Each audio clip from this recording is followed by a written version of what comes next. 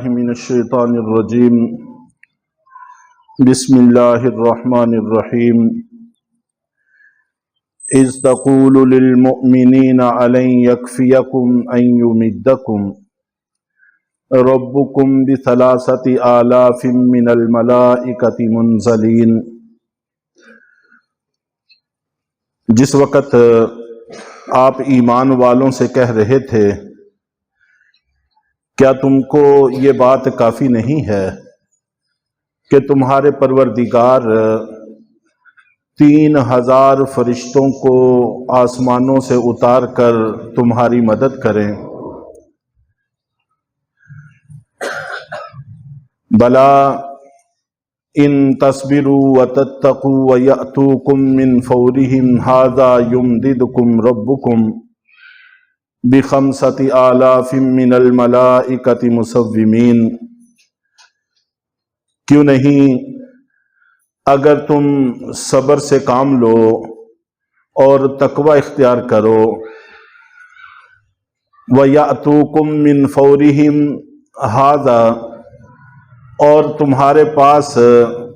کافروں کی مدد کا لشکر فوراً آ جائے، یمددکم ربکم بخمسۃ آلاف من الملائکۃ مسومین، تو تمہارے پروردگار تمہاری 5000 فرشتوں کے ساتھ مدد کریں گے جو نشان کو واضح کیے ہوئے ہوں گے۔ چنانچہ پہلے بھی یہ بات عرض کی تھی کہ کافروں میں سے ایک شخص کرز ابن جابر محاربی، یہ کفار کا ایک لشکر لے کر کافروں کی مدد کے لیے نکلا تھا، تو اللہ رب العزت نے فرمایا ہے کہ اگر وہ کافروں کا لشکر کافروں کی مدد کے لیے آ جائے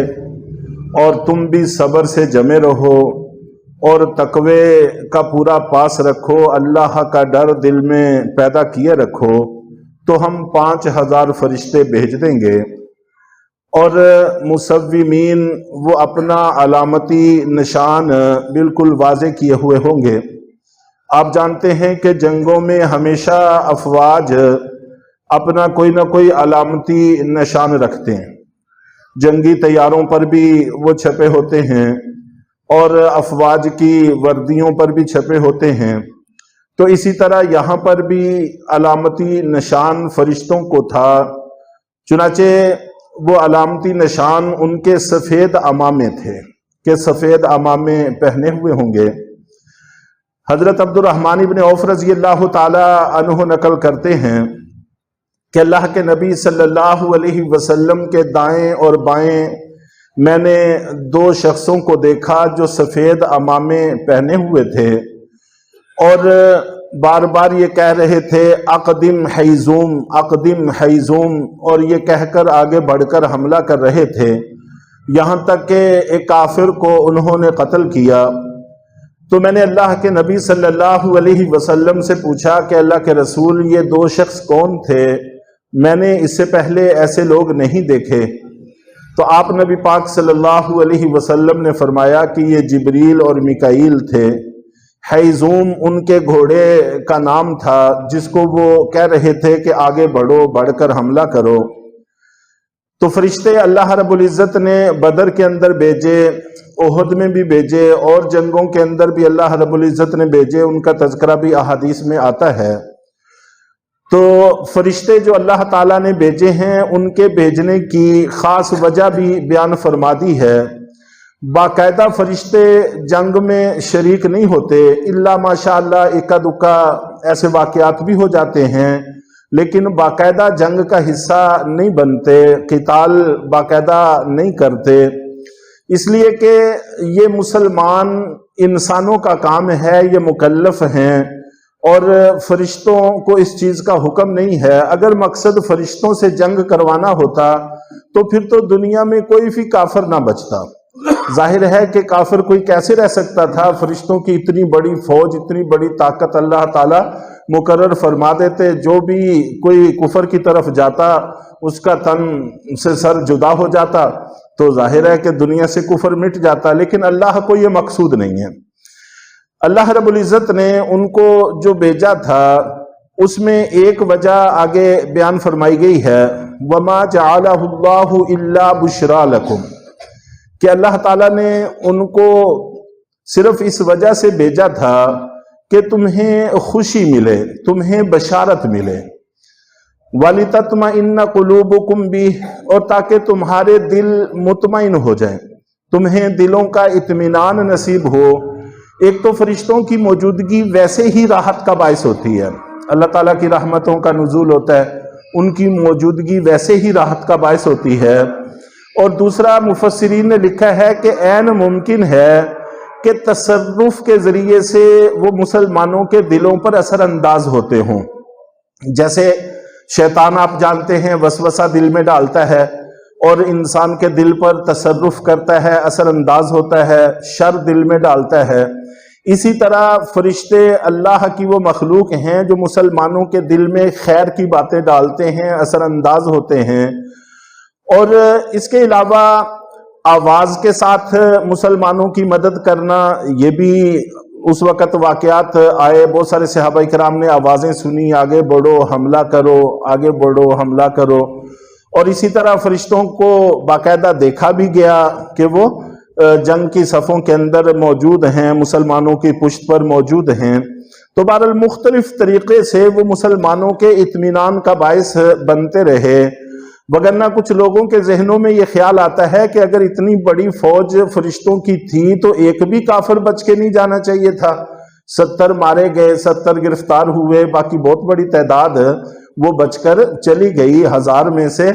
140 ان کے ہتھے آئے، کچھ مقتول ہوئے، کچھ ہاتھ آ گئے، باقی سارے کے سارے بچ کر واپس چلے گئے۔ تو وہ کیسے بچ کر واپس جا سکتے تھے؟ تو اس کا بات بالکل واضح ہو گئی، جواب واضح ہو گیا کہ فرشتے یہاں پر مسلمانوں کی حوصلہ افزائی کے لیے تھے، باقاعدہ کافروں کو پکڑ کر مارنے کی ذمہ داری ان کو نہیں سونپی گئی تھی۔ اور اکا دکا واقعات جیسا کہ میں نے عرض کیا یہ پیش بھی آئے کہ بعض صحابہ کرام کہتے ہیں کہ ہم تلوار کھینچتے تھے کسی کافر کی گردن اتارنے کے لیے، ہمارے وار کرنے سے پہلے ہی اس کی گردن اتر کر گر جاتی تھی۔ وَمَن نَّصْرُ إِلَّا مِنْ عِنْدِ اللَّهِ الْعَزِيزِ الْحَكِيمِ، آگے پھر اللہ رب العزت نے بات واضح کی ہے کہ مدد، بعض نے یہاں پر النصر کا معنی فتح بھی کیا ہے، نصر کا معنی مدد کرنا آتا ہے، اور بعض نے اس کا یہاں پر ترجمہ فتح بھی کیا ہے۔ دونوں کو شامل بھی کر سکتے ہیں کہ مدد ہو یا فتح ہو، یہ تو صرف اللہ کی طرف سے ہے، من عند اللہ، یہ تو صرف اللہ کے پاس سے ہے جو اقتدار کا بھی مالک ہے، حکمت کا بھی مالک ہے۔ لِيَقْطَعَ طَرَفًا مِّنَ الَّذِينَ كَفَرُوا أَوْ يَكْبِتَهُمْ فَيَنْقَلِبُوا خَائِبِينَ، اور یہ جنگ کا معرکہ اور فرشتوں کا نزول، مسلمانوں کا اطمینان، یہ سب کچھ اس لیے کیا گیا کہ اللہ رب العزت لِيَقْطَعَ، کاٹ کے رکھ دیں، طَرَفًا مِّنَ الَّذِينَ كَفَرُوا، کافروں کا ایک حصہ، أَوْ يَكْبِتَهُمْ، یا ان کو ذلت امیز شکست سے دوچار کر دیں، فَيَنْقَلِبُوا خَائِبِينَ، یا وہ نامراد ہو کر واپس لوٹ جائیں، تو ان کو ذلیل اور خوار کر دیں اور ان کو نامراد کر کے واپس کر دیں، یا ان کا ایک حصہ اللہ کاٹ دیں، یا دونوں میں سے کچھ ہو جائے، وہ اللہ کی مرضی ہے۔ لَيْسَ لَكَ مِنَ الْأَمْرِ شَيْءٌ أَوْ يَتُوبَ عَلَيْهِمْ أَوْ يُعَذِّبَهُمْ فَإِنَّهُمْ ظَالِمُونَ۔ لَيْسَ لَكَ مِنَ الْأَمْرِ، اللہ کے نبی صلی اللہ علیہ وسلم نے کچھ کفار کے لیے بد دعا بھی کی تھی۔ آپ نبی پاک صلی اللہ علیہ وسلم جب زخمی ہوئے تو آپ کے نیچے والے دانتوں میں سے دائیں طرف والا جو دانت ہے وہ شہید ہوا تھا، تو نیچے کے جو سامنے والے دانت ہیں ان میں سے دائیں طرف والا دانت شہید ہوا تھا۔ اور دانت کے بعد احادیث میں آتا ہے کہ آپ نبی پاک صلی اللہ علیہ وسلم کے حسن میں اور اضافہ ہو گیا تھا، اور وہاں سے ایک نور کی لپٹ اور ایک نور کی چمک محسوس ہوتی تھی جب بھی آپ گفتگو ارشاد فرمایا کرتے تھے۔ وگرنہ کوئی بھی بندہ ہو، سامنے والا دانت اگر اس کا نکل جائے تو اس کے حسن میں کمی واقع ہوتی ہے، لیکن یہ بھی نبی پاک صلی اللہ علیہ وسلم کا معجزہ تھا کہ اس سے آپ کے حسن میں اور اضافہ ہو گیا تھا۔ تو اس معاملے کے حوالے سے کہا جا رہا ہے کہ آپ ان کے لیے بد دعا نہ کریں، ان کو ان کے حال پر چھوڑ دیں، یہ معاملہ اللہ کا ہے، نہیں ہے آپ کا اس معاملے سے کوئی لینا دینا۔ او یتوب علیہم او یعذبہم، اللہ تعالیٰ ان کی توبہ قبول کر لیں